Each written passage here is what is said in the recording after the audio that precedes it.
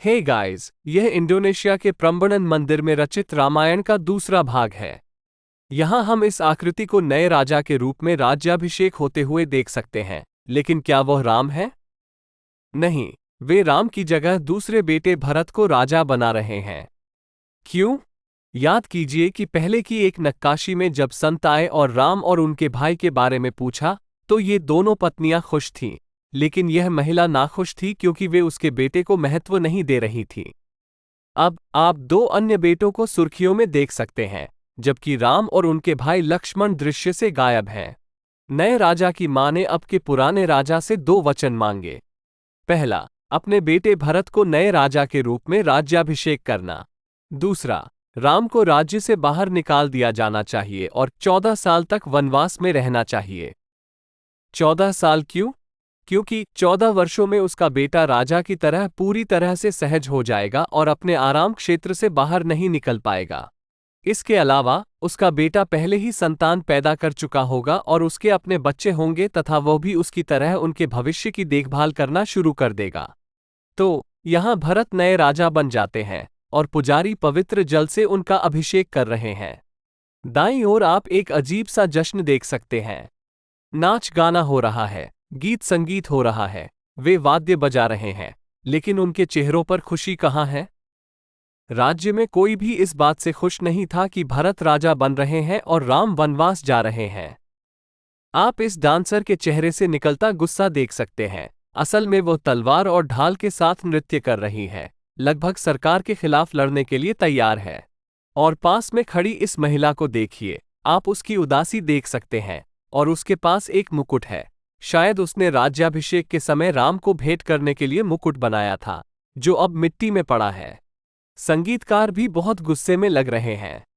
और यहाँ आप इस आदमी को ड्रम बजाते हुए देख सकते हैं, 3 अलग अलग बर्तन जैसे ड्रम। ये तबले से बहुत मिलता जुलता है, क्योंकि आप इसका आकार देख सकते हैं, तार किस प्रकार चारों ओर लपेटे गए हैं, तथा आप नीचे की ओर छोटा सा कुशन भी देख सकते हैं। ये बहुत हद तक तबले के समान है, सिवाय इसके कि इसमें 3 ड्रमों का उपयोग किया गया है। और ढोल बजाने वाला खुशी से ढोल बजाने या अन्य लोगों की तरह गुस्सा होने के बजाय अपने मासूम बेटे को चिंतित नजरों से देखता है। इस छोटे से क्षेत्र में भरे अर्थ असाधारण हैं। उसका मासूम बेटा उलझन में है और सोच रहा है कि मेरे पापा मुझे ऐसे क्यों देख रहे हैं। लेकिन पिता शायद ये सोच रहा है कि क्या उसका घर और उसकी संपत्ति इस बच्चे को मिल जाएगी। उसकी कई पत्नियां हैं, जैसा कि प्राचीन काल में अधिकांश लोगों की होती थी। ढोलकिया खुद से सवाल कर रहा है कि क्या वह एक जिम्मेदार पिता है या वह राम के पिता की तरह है। क्या उसकी जवानी की ख्वाहिशें इस मासूम बच्चे के भविष्य को प्रभावित करेंगी? पास ही खड़ी इस महिला को देखिए, जो पिता और बेटे को देख रही है। वह सेवानिवृत्त राजा की पत्नियों में से एक है और वह इस ढोलकिया के विचारों को बहुत अच्छी तरह समझती है। वह लक्ष्मण की मां है और न केवल राम को 14 वर्ष का वनवास जाना पड़ता है। उसके पति के कई विवाह करने के गैरजिम्मेदाराना कृत्य के कारण उसके बेटे लक्ष्मण को भी उसके साथ जाना पड़ता है। उसके बगल में आप राजा की दूसरी पत्नी को देख सकते हैं। वह राम की मां है और आप देख सकते हैं कि वह कितनी दुखी है। वह अपने आंसू पोंछ रही है। वह न केवल इस बात से निराश है कि उसका बेटा राजा नहीं बन सका, बल्कि वह इस बात से भयभीत भी है कि उसके बेटे और उसकी नवविवाहिता पत्नी को 14 वर्षों तक जंगल में रहना पड़ेगा। उसके सामने बूढ़ा राजा बैठा है। वह सचमुच बहुत दुखी है और गिरने के कगार पर है। वह पूरी तरह मानसिक और शारीरिक रूप से टूट चुके हैं। दाईं ओर हम राम को घोड़ा गाड़ी पर बैठे हुए वन जाने के लिए तैयार देख सकते हैं। उनके दाहिनी ओर उनकी पत्नी सिंटा है और उनके पीछे उनके वफादार भाई लक्ष्मण हैं। घोड़ों को देखो, वे जाना नहीं चाहते, वे आगे नहीं बढ़ रहे हैं। वे नहीं चाहते कि राम वन में जाकर कष्ट भोगे। 2 आदमी घोड़ागाड़ी के पीछे खड़े हैं और उसे खींच रहे हैं। वे नहीं चाहते कि राम जाए। लेकिन 4 पहियों के बीच में देखिए, एक बच्चा चारों पैरों पर बैठा है और प्रोटेस्ट कर रहा है। बच्चा पहियों के बीच में बैठा है और यह सुनिश्चित कर रहा है कि राम न जा सके। यहां मूर्तिकार हमें बता रहा है कि राम को बहुत प्यार किया जाता था। उन्होंने कभी किसी को नुकसान नहीं पहुंचाया। उन्होंने कभी किसी के बारे में बुरा नहीं कहा। वे दूसरों के लिए दोष लेने के लिए तैयार थे, और पूरा राज्य, मनुष्य, जानवर और यहाँ तक कि बच्चे भी उस पवित्र आत्मा से बहुत प्यार करते थे और हर कोई दुखी था कि उन्हें राज्य छोड़ना पड़ा। लेकिन राम अपने पिता की बात कभी नहीं मानते, इसलिए वे वन चले जाते हैं। अब ध्यान से देखिए, यह नक्काशी क्या दर्शाती है? इन सभी लोगों के चेहरे के भावों पर गौर करें। क्या हो रहा है? बीच में एक अजीब सा उपकरण है, एक बड़ी शंक्वाकार संरचना है। उसके ऊपर एक रेक्टेंगुलर बक्सा है, और आप उस बक्से से किसी का सिर और हाथ बाहर निकलते हुए देख सकते हैं। वो कौन है? ये बूढ़े राजा का निर्जीव शरीर है। हाँ, राजा की मृत्यु इसलिए हुई क्योंकि उसका दिल टूट गया था। जैसे ही राम राज्य छोड़कर गए, राजा की आत्मा ने भी अपना शरीर छोड़ दिया, और आसपास के लोग उनके अंतिम संस्कार की तैयारी कर रहे हैं। दाह संस्कार की व्यवस्था विचित्र लगती है। भारत में एक सामान्य अंतिम संस्कार चिता में केवल लकड़ियों का एक ढेर होता है और शव को उसके ऊपर पीठ के बल लिटा दिया जाता है। हालांकि यहां हम एक बड़े उपकरण या यंत्र को देख सकते हैं जो आधुनिक समय की इलेक्ट्रिक क्रेमेशन भट्टियों जैसा है। भारत में अब हमारे पास ये इलेक्ट्रिक भट्टियां हैं। आप साफ तौर पर देख सकते हैं कि यह एक बंद बॉक्स है, संभवतः एक धातु का बॉक्स, जिसके ऊपर सिर्फ सिर और हाथ दिखाने के लिए छेद हैं। दाईं ओर आप उनके पुत्र, नए राजा भरत को बक्से के अंदर हाथ डालते और आग जलाते हुए देख सकते हैं। आप यहां आग की लपटें देख सकते हैं। मुझे आश्चर्य है कि प्राचीन काल में इंडोनेशिया में अंतिम संस्कार के लिए किस तरह के उपकरणों का इस्तेमाल किया जाता था। आप देख सकते हैं कि उन्होंने दोनों ओर कुछ केले के पौधे लगाए हैं, और उन्होंने बक्से को केले के पत्तों से सजाया है। ये हिंदू समारोहों में सामान्य अनुष्ठान है। कम से कम अपनी मृत्यु में बूढ़े राजा के चेहरे पर मुस्कान दिखती है। वह अपने सभी दुखों से मुक्त हो जाता है और अंततः वो मुस्कुरा सकता है। शमशान भट्टी के नीचे आप एक अजीब जानवर देख सकते हैं। ये चूहे जैसा दिखता है, लेकिन ऐसा लगता है कि यह इंसानों से नहीं डरता और चूहे से काफी बड़ा है।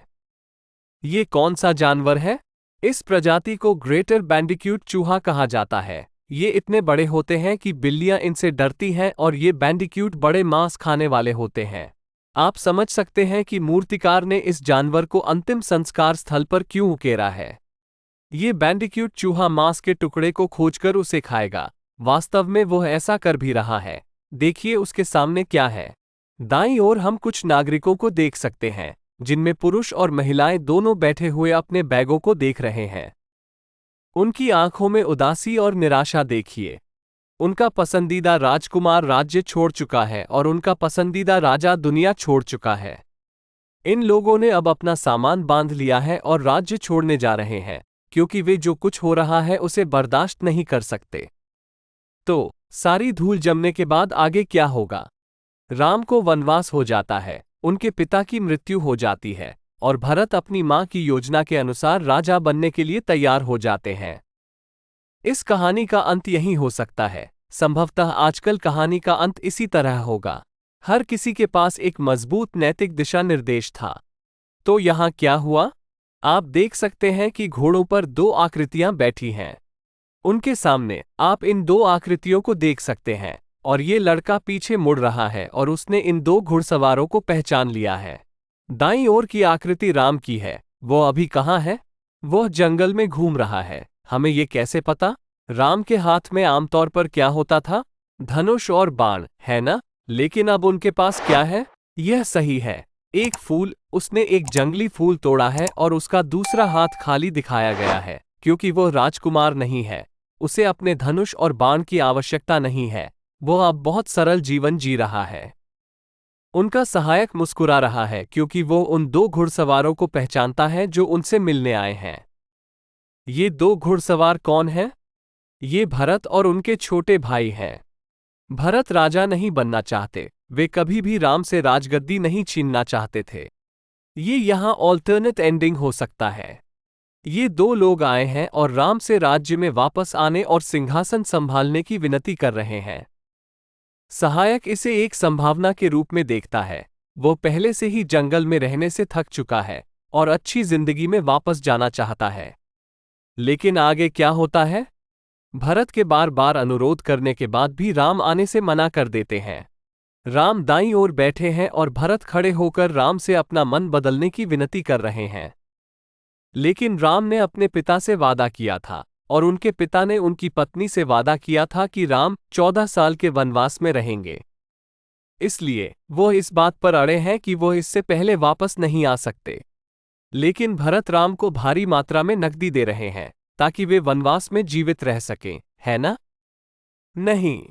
भरत कहते हैं कि वो राजा नहीं बनेंगे और राम कहते हैं कि वो वापस नहीं आएंगे। तो सिंहासन पर कौन बैठेगा? राम की पादुकाएं। हाँ, राम की पादुकाएं सिंहासन पर रखी जाएंगी और भरत केवल उन पादुकाओं के सेवक के रूप में कार्य करेंगे। यहाँ भरत राम के जूते या कहें कि पादुकाएं ले रहे हैं। आप यहाँ पट्टा देख सकते हैं। ध्यान दें कि दोनों के सिर के चारों ओर प्रभामंडल दिखाया गया है। पिछले दृश्य में केवल राम को ही सिर के चारों ओर प्रभामंडल के साथ दिखाया गया था। भरत के शरीर में कोई प्रभामंडल नहीं था। ध्यान दें कि वह केवल मनुष्य थे। राम सदैव एक महामानव थे क्योंकि वे भगवान विष्णु के अवतार के रूप में स्वर्ग से आए थे, लेकिन भरत केवल मानव थे। वह आसानी से राम की नहीं को स्वीकार कर सकते थे, राज्य वापस जा सकते थे और हमेशा खुशी से रह सकते थे। लेकिन वो विनम्र होकर और धर्म या नैतिक दिशा के प्रति समर्पित होकर दिव्य बन गए। इसीलिए वे यहाँ राम के बराबर का दर्जा पा चुके हैं। दोनों ही समान रूप से दिव्य हो गए हैं। भविष्य में नक्काशी देखते समय प्रभामंडल पर ध्यान दीजिए और यह जानने का प्रयास कीजिए कि वे क्यों प्रकट होते हैं, गायब होते हैं और पुनः प्रकट होते हैं। अगली नक्काशी में हम राम को फिर से एक फूल के साथ चलते हुए, दुनिया की परवाह किए बिना, वन की सुंदरता का आनंद लेते हुए देख सकते हैं। उन्हें चिंता क्यों करनी चाहिए? उनके साथ तो उनके कर्तव्यपरायण भाई लक्ष्मण हैं और उनकी प्यारी पत्नी सीता उनके आगे चल रही हैं। आमतौर पर यह दावा किया जाता है कि भारतीय पुरुष डोमिनेंट होते हैं तथा वे आगे चलते हैं, जबकि उनकी पत्नी उनके पीछे चलती है। यहाँ आप देख सकते हैं कि यह सच नहीं है। सीता आगे चल रही हैं। राम के पीछे उनका सहायक भी चल रहा है, जिसे गले में थैली लिए दिखाया गया है। हर कोई संतुष्ट और खुश है, लेकिन याद रखें, कुछ भी हमेशा के लिए नहीं रहता। आप तुरंत देख सकते हैं कि यहाँ स्थिति बदल गई है। सीता जो आगे चल रही थी, अब राम के पीछे छिप गई है, मानो किसी बात से डर रही हो। राम ने फूल फेंक दिया है और धनुष बाण उठा लिया है, जबकि लक्ष्मण आक्रमण के लिए तैयार मुद्रा में है। क्या हो रहा है? सीता किससे डर रही है? इस विराध नामक राक्षस से। अन्य राक्षसों के विपरीत विराध मोटा नहीं है, वो काफी फिट है। अपने नुकीले दांतों के बावजूद वो काफी सुंदर दिखता है। उसके सभी आभूषण, उसका मुकुट, उसकी बाजूबंद, उसका हार, सब कुछ मानव खोपड़ियों से सुसज्जित है, जो इस बात का प्रमाण है कि उसने कितने मनुष्यों को खाया है। हवा के कारण उसके उलझे हुए लहराते बाल शानदार ढंग से उड़ रहे हैं। और वो उनसे क्या चाहता है? सीता। वो सीता को ले जाना चाहता है, इसीलिए सीता राम के पीछे छिपी है। तो अब राम क्या करेंगे? क्या वे विराट का वध करेंगे? नहीं। यदि राम इस राक्षस को मारना चाहते हैं तो उन्हें उसके हृदय या पेट पर निशाना साधना होगा। लेकिन देखो राम क्या कर रहे हैं। उन्होंने इस राक्षस की बाईं भुजा पर बाण लगा दिया। इससे राक्षस नहीं मरेगा। वह ऐसा क्यों कर रहा है? क्योंकि विराट वास्तव में एक देवता या गंधर्व है जो एक राक्षस के शरीर में फंसा हुआ है। और जैसे ही राम का बाण उसे लगता है, वो जमीन पर गिर जाता है। आप यहां विराट के 3 रूप देख सकते हैं। पहला रूप अहंकारी विराट का है जो राम पर हंस रहा है। दूसरा रूप लगभग जमीन पर पड़ा है और दर्द से कराह रहा है। और क्या आप विराट का तीसरा रूप देख सकते हैं? दरअसल जमीन से ऊपर उठती यह छोटी आकृति, ये तीसरा रूप है। आप उसे आसानी से एक संत या एक मासूम लड़का समझ सकते हैं। ये देवता का असली रूप है और वह एक श्राप के कारण राक्षस के शरीर में फंस जाता है। और अब वो रूपांतरित हो गया है और उसे अपना असली शरीर वापस मिल गया है। इस बिल्ली को इस मेज के नीचे से चुपके से बाहर निकलते हुए देखिए। कल्पना कीजिए कि इस राक्षस को इस आकृति में बदलते हुए देखकर उसे कितनी पीड़ा हुई होगी। बिल्ली को पूर्ण अविश्वास हो जाता है और जब वो ये कहानी बताती है तो कोई भी उस पर विश्वास नहीं करता। क्या आप मानते हैं कि रामायण एक सच्ची कहानी पर आधारित है? या आपको लगता है कि यह पूरी तरह से काल्पनिक है? अब इसमें एक और महत्वपूर्ण पहलू है। क्या राम ने अपनी पत्नी के सामने किसी की हत्या की है? जरा सोचिए, राम को पिशाच वधकर्ता या राक्षस वधकर्ता के रूप में चित्रित किया गया है ना? लेकिन क्या सीता को देखने के बाद उसने किसी को मारा है? इससे भी महत्वपूर्ण बात यह है कि क्या उसने सीता के सामने किसी को मारा है? यह आपके लिए सोचने वाली बात है। जब परशुराम ने उसे चुनौती दी तो उसने स्वर्ग में बाण चलाकर उसे अपने आभामंडल में ले लिया। यहां उन्होंने केवल राक्षस की बाह पर प्रहार किया है और फिर उसे अर्ध देवता में बदल दिया है। क्या राम कभी अपनी पत्नी के सामने किसी को मारेंगे? क्या उसकी पत्नी उसका सम्मान करेगी अगर वो उसकी क्रूर हत्याओं को देखेगी? ठीक है, तो यहां हमारे पास एक बहुत ही अनोखी नक्काशी है और किसी ने भी इसकी व्याख्या नहीं की है, और इसका विश्लेषण हमें रामायण के वर्तमान प्रवाह से बाहर ले जाएगा। इसलिए मैंने इसे एक मेंबर्स ओनली वीडियो में समझाया है और मैंने इसे पहले ही मेंबर्स ओनली सेक्शन में पोस्ट कर दिया है, क्योंकि यह केवल उन लोगों के लिए है जो गहराई से जानना चाहते हैं और जो इस जानकारी तक अंदरूनी पहुंच चाहते हैं। यदि आप ऐसा चाहते हैं तो कृपया इस इनसाइड एक्सेस कम्युनिटी में शामिल हों और आपको गहन वीडियो मिलेंगे। इस नक्काशी में आप देख सकते हैं कि बाईं ओर राम राजसी ढंग से बैठे हैं और एक सुंदर महिला उनके पास आई है और फर्श पर घुटनों के बल बैठी है और उन्हें कुछ उपहार दे रही है। हम नीचे एक लंबी सिलिंड्रिकल बंडल देख सकते हैं जो संभवतः रेशमी कपड़े की है और ऊपर एक छोटी गठरी संभवतः सोने या सिक्कों की है, साथ ही कुछ फूल भी हैं। ये सुंदर स्त्री कौन है और वो राम को क्यों लुभाने का प्रयास कर रही है? उसका नाम शूर्पणखा है। वह एक राक्षसी है और वह उसके अच्छे रूप पर मोहित हो गई है और उससे विवाह करना चाहती है। और आप कह सकते हैं राक्षसी? वह राक्षसी जैसी नहीं दिखती, वह एक सुंदर इंसान जैसी दिखती है ना? नहीं, इस महिला के पीछे देखो, ये शूर्पणखा की वास्तविक पहचान है। उसे जानबूझकर कुरूप दिखाया गया है और वह राम को मूर्ख बनाने के लिए इस आकृति में रूपांतरित हो जाती है। दिलचस्प बात यह है कि इंडोनेशिया में शूर्पणखा को सर्पकंका कहा जाता है, जिसका अर्थ है सुनहरा सांप। जावा और इंडोनेशिया के अन्य भागों में यह आम धारणा है कि सर्पकंका कोई मानव नहीं थी, वह एक सर्प या नागिन था जो इच्छानुसार रूप धारण कर लेता था। तो जब राम ने देखा कि एक सुंदर स्त्री उसके सामने घुटनों के बल बैठी है और उससे विवाह करने की विनती कर रही है, तो उसने क्या किया? वह हिलता नहीं है और आप उसे प्यार से दूर खड़ी हुई सिंटर की ओर देखते हुए देख सकते हैं। दरअसल राक्षसी राम को अपनी पत्नी से छुटकारा पाने के लिए एक अद्भुत विचार देती है। वह अपनी असली पहचान बताती है और राम से कहती है कि वह सीता को खा सकती है, जिससे वह पुनः अविवाहित हो जाएगा और फिर वह सुंदर वन में राक्षसी के साथ घूमने के लिए स्वतंत्र हो जाएगा। लेकिन राम अपनी पत्नी के अलावा किसी अन्य स्त्री की ओर कभी नहीं देखते थे। सीता दूर से सब कुछ देखती है, लेकिन पास आने की जहमत नहीं उठाती, क्योंकि उसे राम पर पूरा भरोसा है कि वह कभी उसके साथ धोखा नहीं करेगा। और वह राम और शूर्पणखा के बीच की पूरी बातचीत सुनती है, लेकिन उसे मुस्कुराते हुए दिखाया गया है, लगभग शूर्पणखा की मूर्खता पर हंसते हुए। आप सीता के चेहरे पर तिरस्कार भरा भाव देख सकते हैं। इससे भी महत्वपूर्ण बात यह है कि वह कभी भी माया या भ्रम के प्रलोभन में नहीं आएगा।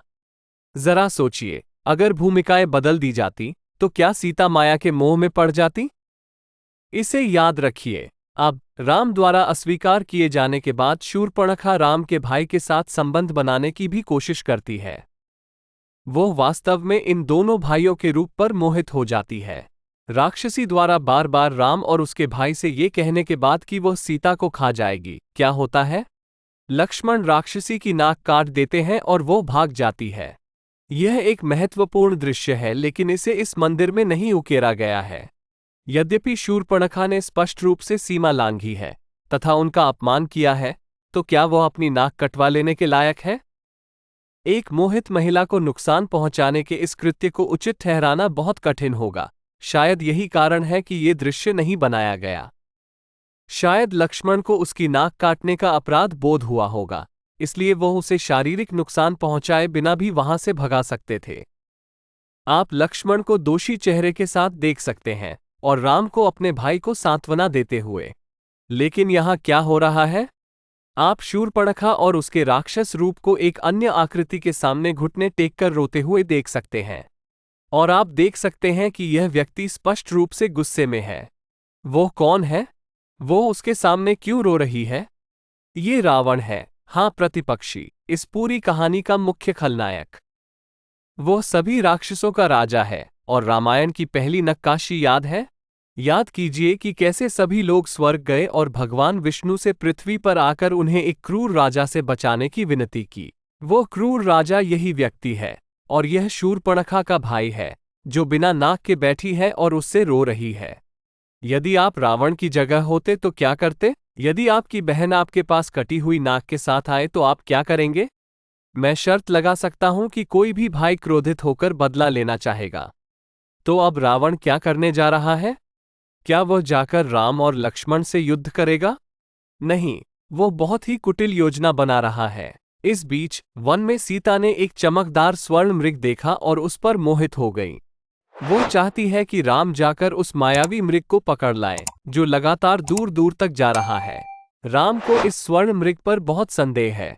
यह न केवल मायावी लगता है बल्कि भ्रामक भी प्रतीत होता है। लेकिन सिंटा अडिग रहती है, इसलिए राम अपनी पत्नी की रक्षा के लिए अपने भाई को घर पर छोड़ने का निर्णय लेता है और स्वर्ण मृग का पीछा करना शुरू कर देता है।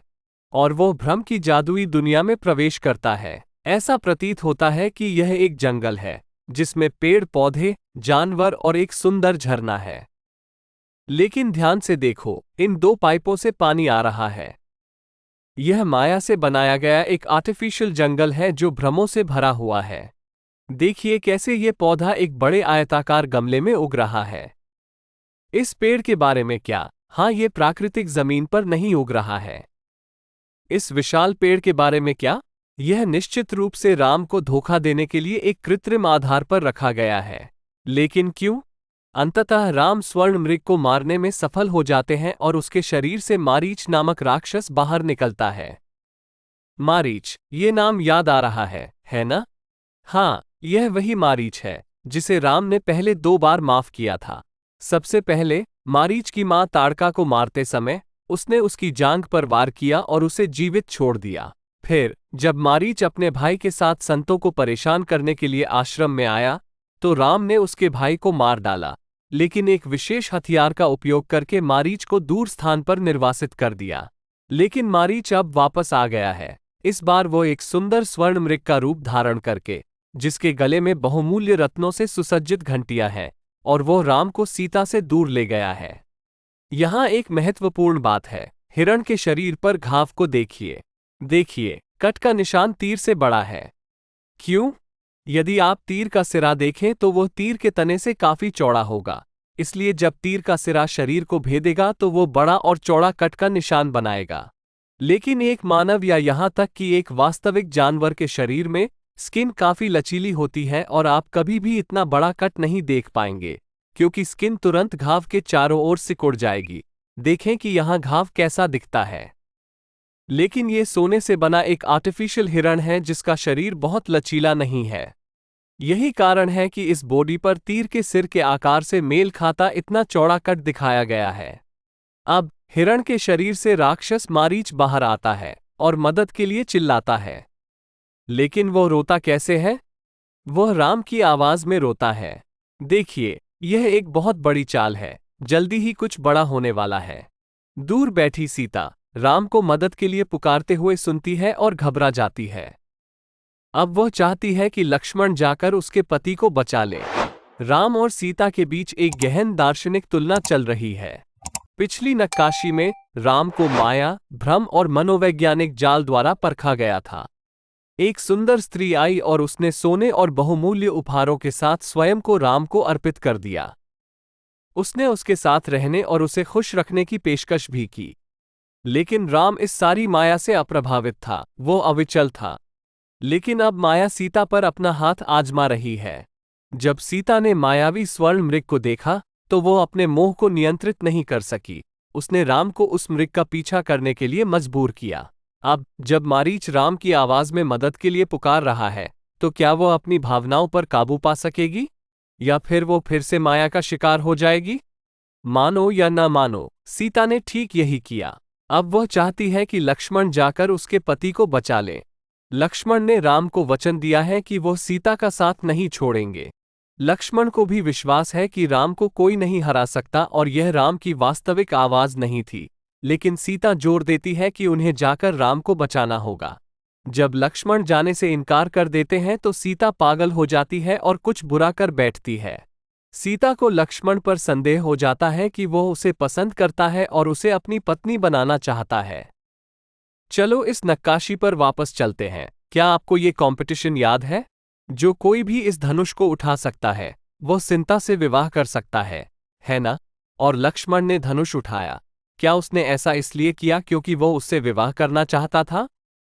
सीता को लक्ष्मण की मंशा पर संदेह है। क्या इसीलिए वो राम को बचाने नहीं जा रहे हैं? क्या इसीलिए वो राम को मरने दे रहा है ताकि उसकी मृत्यु के बाद वो उससे विवाह कर सके?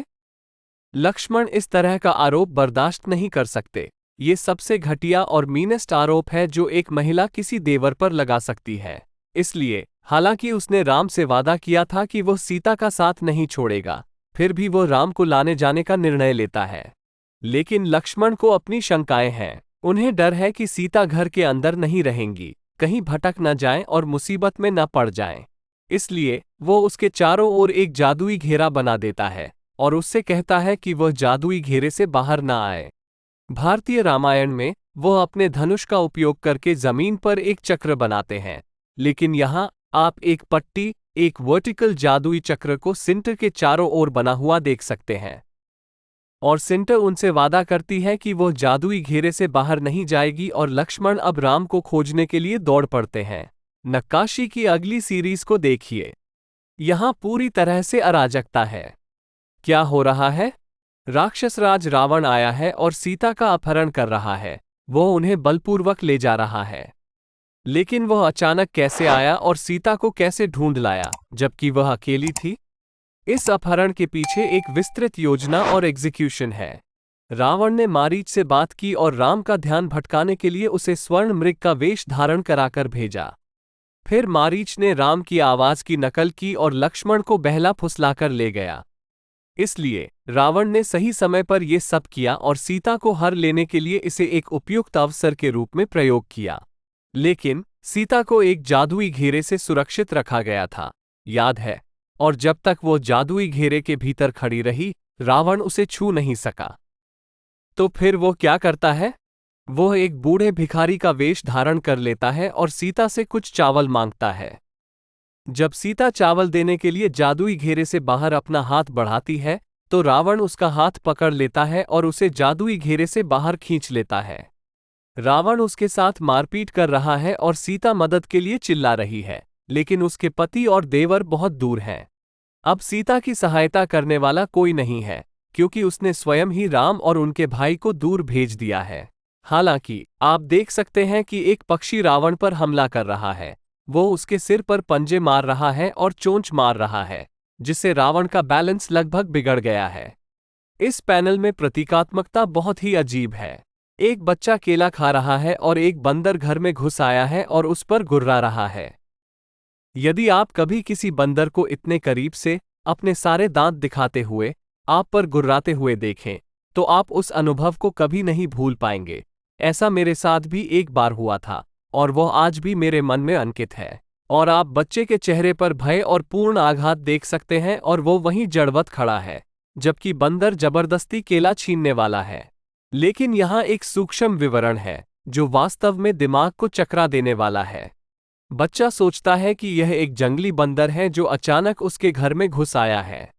नहीं, देखो, बंदर की कमर में रस्सी बंधी है। यह कोई जंगली बंदर नहीं है, ये ट्रेन्ड बंदर है और किसी ने इस बंदर को बच्चे को परेशान करने के लिए भेजा है। और रावण को सीता का अपहरण करने के लिए किसने भेजा था? शूर्पणखा ने, वो महिला जिसे सीता, उसके पति और उसके देवर ने तिरस्कृत किया था। क्या आपको वह कहावत याद है कि तिरस्कृत स्त्री के समान नरक में भी कोई क्रोध नहीं होता? ये शूर्पणखा का सीता से प्राप्त तिरस्कारपूर्ण दृष्टि का बदला है। और दाईं ओर आप एक और प्रतीकात्मकता देख सकते हैं। क्या आपको वो विशाल बैंडिक्यूट चूहा याद है जिसे हमने पहले देखा था? याद है मैंने तुमसे कहा था कि बिल्लियां और कुत्ते भी इन राक्षसी चूहों के पास जाने से डरते हैं?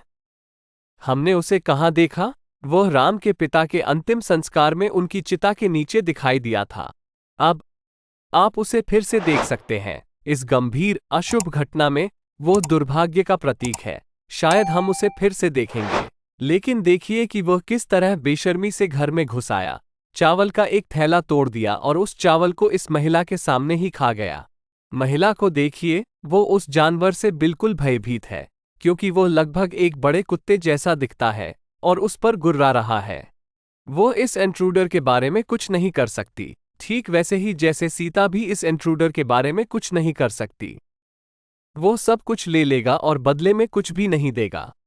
तो अब आगे क्या होगा? क्या राम आकर सीता को बचाएंगे या रावण सीता को अपने देश ले जाएगा? अगला एपिसोड जल्द ही पोस्ट किया जाएगा, इसलिए बने रहिए। मैं प्रवीण मोहन हूँ। देखने के लिए बहुत बहुत धन्यवाद। सब्सक्राइब करना न भूलें और मैं जल्द ही आपसे बात करूंगा। बाय।